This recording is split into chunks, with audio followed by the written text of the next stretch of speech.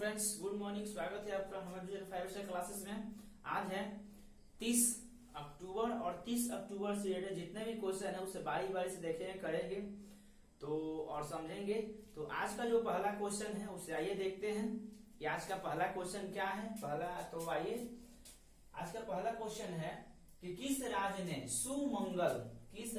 सुमंगल और छात्र के लिए छात्रवृत्ति वेब पोर्टल लॉन्च किया। किस राज्य ने सुमंगल और छात्र के लिए छात्रवृत्ति वेब पोर्टल को क्या किया है, लॉन्च किया है।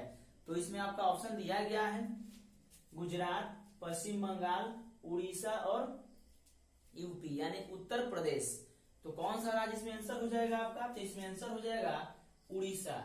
उड़ीसा राज्य सरकार ने, उड़ीसा राज्य के जो मुख्यमंत्री हैं उन्होंने ही यह सुमंगल और छात्र के लिए छात्रवृत्ति वेब पोर्टल को क्या किया है, लॉन्च किए हैं, जिससे कि जो भी छात्र हैं उन्हें आगे की शिक्षा लेने में वो अगर सक्षम है तो उन्हें छात्रवृत्ति के द्वारा सुमंगल वेब के द्वारा उन्हें क्या किया जाए, सुनिश्चित किया जाएगा ताकि वो आगे की ओर और तैयारी कर सके, पढ़ सके।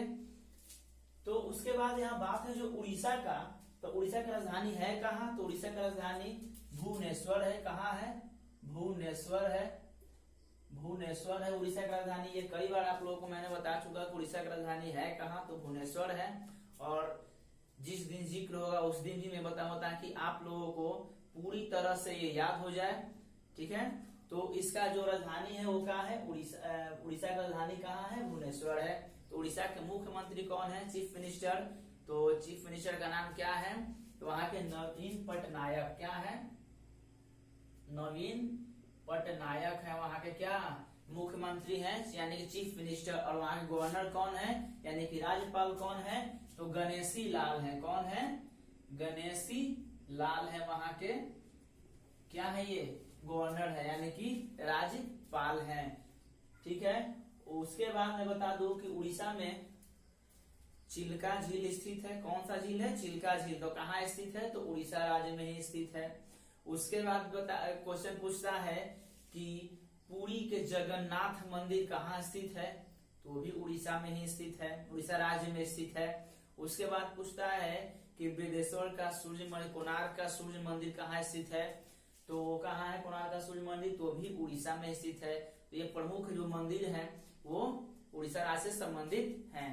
नेक्स्ट क्वेश्चन है 2 नंबर, कौन सा राज्य सब्जियों के निश्चित आधार मूल्य वाला पहला राज्य बना? कौन सा वह राज्य है जो सब्जियों के निश्चित मूल्य के आधार वाला राज्य बना? तो इसमें आपको ऑप्शन दिया गया है केरल, पश्चिम बंगाल, उत्तर प्रदेश और हरियाणा। तो इसमें आपका आंसर क्या हो जाएगा? इसमें आपका आंसर हो जाएगा केरल राज्य। केरल राज्य ने सब्जियों के निश्चित आधार मूल्य क्या किया है, वाला पहला राज्य बना है, आधार मूल्य तय किया है और करने वाला देश का पहला राज्य बना है।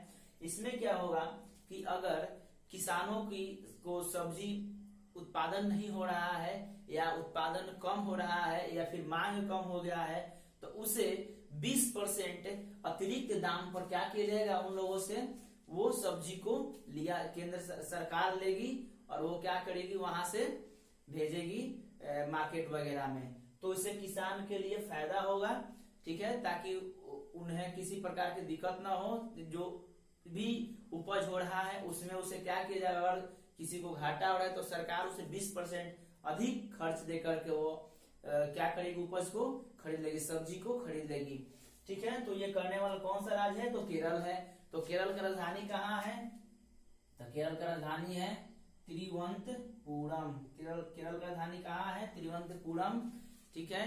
और उसके बाद मैं बता दूं कि केरल के मुख्यमंत्री कौन है, तो केरल के मुख्यमंत्री हैं पिनरई विजयन। कौन है? पिनरई विजयन। यानी कि ऑप्शन में अगर आता है कि केरल के मुख्यमंत्री कौन है तो सिर्फ लिखा रहता है पी विजयन, ठीक है, तो घबराइएगा मत, पिनरई विजयन, पी मतलब होता है पिनरई विजयन। उसके बाद है गवर्नर। तो वहां के जो गवर्नर है उनका नाम क्या है, तो उनका नाम है आरिफ मोहम्मद खान या फिर मोहम्मद आरिफ खान, ठीक है, ऐसे भी आ सकता है, लेकिन उनका जो नाम है वो है आरिफ मोहम्मद खान। वहां के क्या है, गवर्नर हैं। और ये कहाँ है, सीएम है, चीफ मिनिस्टर है पिनरई विजयन। तो कहाँ के, केरल के। क्वेश्चन आता है कि मसालों का बगीचा किस राज्य को कहा जाता है, तो आप क्या कहिएगा, केरल। केरल में ही जितने भी मसाला उत्पादन होता है वो केरल राज्य में ही उत्पादन होता है। उसके बाद मैं बता दूं कि साइलेंट वैली, अगर पूछा जाए कि साइलेंट वैली किस राज्य को कहा जाता है, तो किसे कहा जाता है, केरल को ही कहा जाता है। साइलेंट वैली के नाम से किस राज्य को जानते हैं, तो केरल को जानते हैं। नेक्स्ट क्वेश्चन है 3 नंबर कि किसने डॉक्टर तुलसीदास चुघ पुरस्कार 2020 प्राप्त किया है। किस व्यक्ति ने डॉक्टर तुलसीदास चुघ पुरस्कार 2020 प्राप्त किया, तो आपका ऑप्शन दिया गया है डॉक्टर विकास मिश्रा, डॉक्टर सतीश मिश्रा, डॉक्टर अभिषेक नायर, डॉक्टर कुलदीप कौर। तो इसमें आपका आंसर क्या हो जाएगा, डॉक्टर सतीश मिश्रा। डॉक्टर सतीश मिश्रा जो है इन्होंने ही डॉक्टर तुलसीदास चुघ पुरस्कार 2020 प्राप्त किए हैं। तो मैं बता दूं कि ये जो डॉक्टर सतीश मिश्रा हैं इन्होंने कहां से, तो national academy of medical science, national academy of medical science जो लखनऊ में है वहीं पर इन्हें क्या किया गया है, डॉक्टर तुलसीदास चुघ पुरस्कार दिया गया है। तो किस कॉलेज से, तो national science of medical, national academy of medical science Lucknow, इन्हीं के द्वारा national academy of medical science Lucknow के द्वारा ही इन्हें डॉक्टर सतीश मिश्रा को डॉक्टर तुलसीदास चुघ पुरस्कार 2020 प्राप्त दिया गया है। उसका बता दूं ये किसके लिए दिया गया है, तो इन्होंने क्या किया है इस बार कि मलेरिया पीड़ित परजीवी के जीवन चक्र की शोध के लिए, किसके लिए दिया गया है, तो मलेरिया परजीवी के जीवन चक्र के शोध के लिए इन्हें इस बार जो डॉक्टर तुलसीदास चुघ पुरस्कार है वो दिया गया है। नेक्स्ट क्वेश्चन है 4 नंबर कि भारतीय डाक और किस डाक सेवा के बीच पोस्टल शिपमेंट पर समझौता हुआ, किस पर, पोस्टल शिपमेंट पर समझौता हुआ भारतीय डाक और किस डाक, तो आपका ऑप्शन दिया गया है अमेरिका डाक, जापान डाक, चीन डाक और फ्रांस डाक। यानी कि कहने का मतलब एक तो भारतीय डाक हो गया, दूसरा कौन सा डाक होगा, तो इसमें आपको ऑप्शन दिया गया है। तो आंसर हो जाएगा एक भारतीय डाक और दूसरा हो जाएगा अमेरिकी डाक। कौन हो जाएगा, एक भारतीय डाक और एक अमेरिका डाक जो हो जाए, उनके बीच में जो है पोस्टल शिपमेंट पर क्या किया गया, समझौता किया गया है। इसमें क्या होगा, जितने भी इलेक्ट्रिक समझौता है, इलेक्ट्रिक से होने वाले जितने भी समझौता है वो किया जाएगा किन्हीं के बीच, भारतीय डाक और अमेरिकी डाक के बीच। जितने भी इलेक्ट्रॉनिक सामानों पर समझौता होगा उनके बीच किया जाएगा। तो मैं बता दूं जो भारतीय डाक है इसका मुख्यालय है कहाँ, तो भारतीय डाक का मुख्यालय है नई दिल्ली। कहाँ है, नई दिल्ली है। भारतीय डाक का मुख्यालय नई दिल्ली है और नई दिल्ली जो है हमारे भारत देश की क्या है, ये राजधानी है। भारत राजधानी कहाँ है, नई दिल्ली। तो भारतीय डाक का मुख्यालय कहाँ है, नई दिल्ली में है। उसके बाद मैं बता दूं कि इसके महानिदेशक कौन है, भारतीय डाक के महानिदेशक कौन है भाई, तो यहाँ के भारतीय डाक के महानिदेशक हैं अरुंधति घोष। कौन है, अरुंधति घोष जो है वो महानिदेशक है किसके, भारतीय डाक के महानिदेशक है Arundhati Ghosh. Next 5 number question है कि night of the restless spirits पुस्तक को किसने प्रकाशित किया। कौन सा पुस्तक, तो night of the restless spirits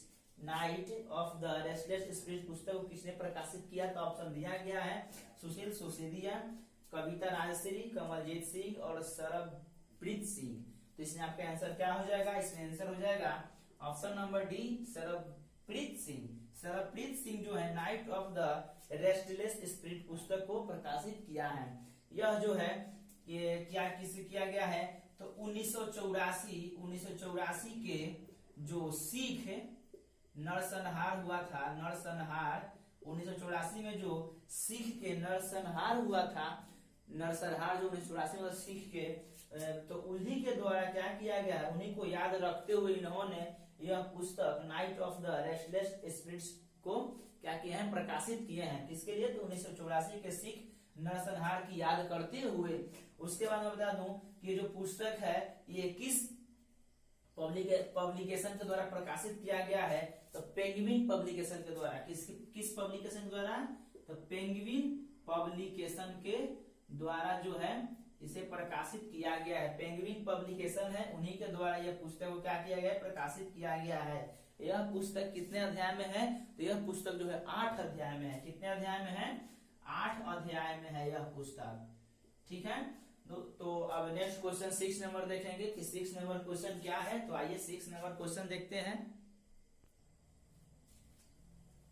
तो आइए 6 नंबर क्वेश्चन देखते हैं। 6 नंबर क्वेश्चन क्या है? 6 नंबर क्वेश्चन है कि किसने शुरू किया वर्चुअल फेस्टिवल परंपरा सीरीज 2020? मतलब किस केंद्रीय मंत्री ने शुरू किया वर्चुअल फेस्टिवल परंपरा सीरीज 2020?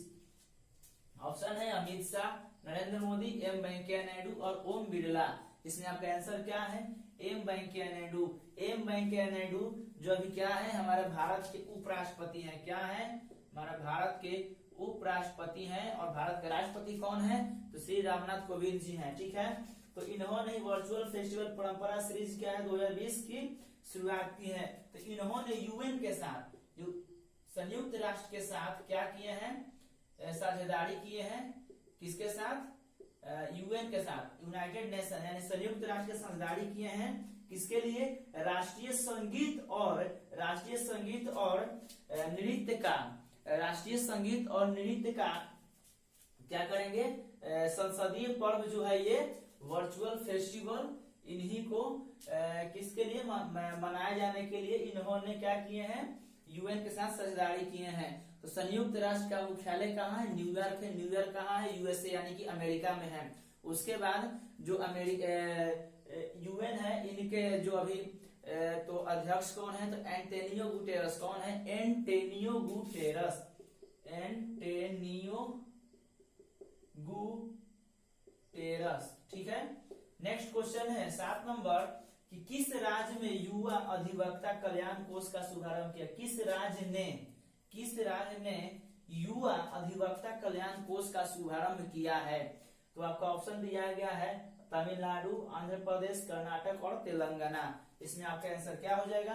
तमिलनाडु हो जाएगा आंसर। तमिलनाडु ने राज्य ने युवा अधिवक्ता कल्याण कोष का शुभारंभ किया। युवा अधिवक्ता जिन्होंने अभी लॉ कॉलेज से निकले हैं, उन्हें 2 साल के लिए 3,000 रुपए प्रत्येक महीना 3 साल तक 2 साल तक 3,000 रुपए प्रत्येक महीना दिया जाएगा, जो अभी लॉ कॉलेज से बाहर निकले हैं। किस सरकार ने? तमिलनाडु सरकार ने। तो बात है यहाँ पर तमिलनाडु का, तो तमिलनाडु है। तमिलनाडु की राजधानी है कहाँ? तमिलनाडु की राजधानी है कहाँ? तो वो है चेन्नई में। तमिलनाडु की राजधानी कहाँ है? चेन्नई है। उसके बाद बता दूं कि कल भी मैंने जिक्र किया तमिलनाडु का। तमिलनाडु का मुख्यमंत्री कौन है? तो के पलानी स्वामी है। कौन है? पलानी स्वामी। के पलानी स्वामी क्या है? तमिलनाडु के मुख्यमंत्री हैं। और उसके बाद मैं बता दूं कि गवर्नर कौन है? तो गवर्नर है बनवारी लाल पुरोहित। बनवारी लाल पुरोहित है वहां के क्या? तो गवर्नर है। कहाँ के गवर्नर है? तो तमिलनाडु का। नेक्स्ट 8 नंबर क्वेश्चन है कि किस बैंक ने जेबीआईसी के साथ $1 बिलियन के ऋण समझौते पर हस्ताक्षर किया? किस बैंक ने? जेबीसीआई। जेबीसीआई का मतलब होता है जापान बैंक। ठीक है, Japan bank for international corporation यानी कि Japan bank for international cooperation. JBIC का फुल फॉर्म किसके साथ? $1 बिलियन का ऋण समझौता किया है। तो RBI bank, SBI bank, ICICI bank या फिर यस बैंक। तो इसमें आपका आंसर हो जाएगा एसबीआई बैंक के साथ Japan bank for international cooperation ने $1 बिलियन का ऋण समझौता किया है। तो ये किसके लिए ऋण समझौता किया है? तो भारत और जापान के बीच कार के उद्योग में बढ़ावा के लिए $1 बिलियन के लिए क्या किया है? ऋण पर समझौता किया गया है। तो एसबीआई है। तो एसबीआई के अध्यक्ष कौन है? एसबीआई के अध्यक्ष हैं कौन? तो दिनेश कुमार खड़ा है। कौन है? दिनेश कुमार खड़ा है। एसबीआई के अध्यक्ष कौन है? दिनेश कुमार खड़ा है। उसके बाद मैं बता दूं कि इसका स्थापना कब हुआ था? तो 1 जुलाई 1955 को हुआ था। कब हुआ था? 1 जुलाई 1955 को एसबीआई बैंक का स्थापना हुआ था। इसका अध्यक्ष दिनेश कुमार खड़ा है। और मैं बता दूं कि एसबीआई का मुख्यालय कहाँ है? तो मुंबई में है। मुंबई कहाँ है? तो महाराष्ट्र में है। नेक्स्ट 9 नंबर क्वेश्चन है कि किस राज्य के प्रत्येक जिले में बनेंगे मानव तस्करी विरोधी पुलिस स्टेशन? किस राज्य के प्रत्येक जिले में बनेंगे मानव तस्करी विरोधी पुलिस स्टेशन? तो मध्य प्रदेश, उत्तर प्रदेश, राजस्थान या फिर मणिपुर। इसमें आपका आंसर क्या हो जाएगा? उत्तर प्रदेश। उत्तर प्रदेश राज्य में प्रत्येक जिले में बनेंगे मानव तस्करी विरोधी पुलिस स्टेशन। यानी एक मैं बता दूं कि उत्तर प्रदेश में कुल कितने जिले हैं? तो 78 78 जिले हैं।